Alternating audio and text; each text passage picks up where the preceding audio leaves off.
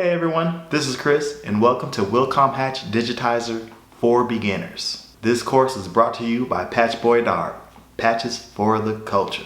In this course, we're going to walk you through the basics and essentials of using Wilcom Hatch Digitizer. And before we dive into this course, be sure to follow us on all of our social media platforms at PATCHBOYDARB. You can follow us on Instagram, TikTok, and most importantly, YouTube. For this course, you will need a PC, whether it be a laptop or a desktop. It must be a PC because Wilcom Hatch Digitizer does not work on Apple iOS devices. You also want to make sure you have a mouse so that way we can do our left clicks and our right clicks. Also, if you have a spare monitor, that will come in handy, but it is not necessary for this course. And also throughout the course, feel free to pause the video, rewind the video, so that way you can get a good understanding of what it is we're doing throughout this course. For all of you absolute beginners out there, Wilcom Hatch Digitizer is a software that is used to create and convert artwork into embroidery files that can be read on embroidery machines.